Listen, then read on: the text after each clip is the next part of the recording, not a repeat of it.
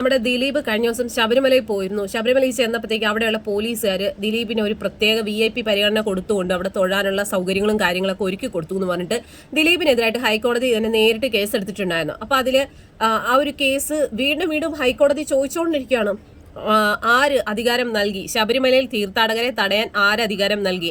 എന്ത് പ്രത്യേകതയാണ് ഇത്തരം ആളുകൾക്കുള്ളതെന്ന് ഹൈക്കോടതി. ഓക്കെ, നമ്മൾ സമ്മതിക്കുന്നു. ഇപ്പൊ ദിലീപ് ചെന്നു, ദിലീപിനെ പോലീസുകാർ എന്താ പറയുക പ്രത്യേക ഒരു VIP പരിഗണന കൊടുത്തുകൊണ്ട് അദ്ദേഹത്തിന് തൊഴാനുള്ള സൗകര്യവും കാര്യങ്ങളൊക്കെ ഒരുക്കി കൊടുത്തു. ഓക്കെ, നമ്മൾ സമ്മതിച്ചു, കേസെടുത്തു. ഓക്കെയാണ്. കഴിഞ്ഞ ദിവസം VD സതീശനും ഇതന്നെയല്ലേ ചെയ്തത്? അദ്ദേഹത്തിനും എന്താ പറയാ, അദ്ദേഹം ഒരു രാഷ്ട്രീയ നേതാവായതുകൊണ്ടാണോ അദ്ദേഹം ചെന്നപ്പോഴും പോലീസുകാർ ഇത് തന്നെയാണ് ചെയ്തത്? പ്രത്യേക പരിഗണന കൊടുത്തുകൊണ്ട് അദ്ദേഹം തൊഴാൻ, അതായത് ഫ്രണ്ടിൽ നിന്നും തൊഴാനുള്ള സൗകര്യം ഒരുക്കി കൊടുക്കുന്നു. അതിന് തൊട്ട് പുറകിൽ VD സതീശൻ തൊഴുന്ന ആ ഒരു സമയത്ത് പുറകിൽ കൂടെ ഒരു അച്ഛൻ കുഞ്ഞിനെ തോളിൽ വെച്ചുകൊണ്ട് പോകുന്നുണ്ടായിരുന്നു. അവരെയൊക്കെ പോലീസുകാർ തള്ളി മാറ്റുമായിരുന്നു. ഇതൊന്നും കാണാൻ ഈ ഹൈക്കോടതിക്ക് കണ്ണില്ലേ?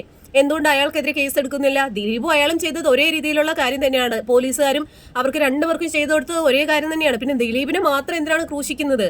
അപ്പൊ അതാണ്, ദിലീപ് ഓൾറെഡി ഒരു കുറ്റാരോപിതനാണ്. അയാൾക്കെതിരെ കേസും കാര്യങ്ങളൊക്കെ നടന്നുകൊണ്ടിരിക്കുകയാണ്. അപ്പൊ പുതിയൊരു കേസ് കൂടെ കിട്ടുകയാണല്ലോ. അതിനുവേണ്ടി അദ്ദേഹത്തെ വീണ്ടും എന്താ പറയാ അടിച്ചമർത്താൻ വേണ്ടിയിട്ട് ഇപ്പൊ ഈ ഒരു കേസും കൂടെ എടുത്തിട്ട് ഹൈക്കോടതി അതിനൊരു റിപ്പോർട്ട് ചോദിച്ചിരിക്കുകയാണ്. അങ്ങനെയാണെന്നുണ്ടെങ്കിൽ ദിലീപിനെതിരെ കേസ് എടുക്കുകയാണെന്നുണ്ടെങ്കിൽ തീർച്ചയായിട്ടും VD സതീശനെതിരായിട്ടും കേസ് എടുക്കണമെന്നാണ്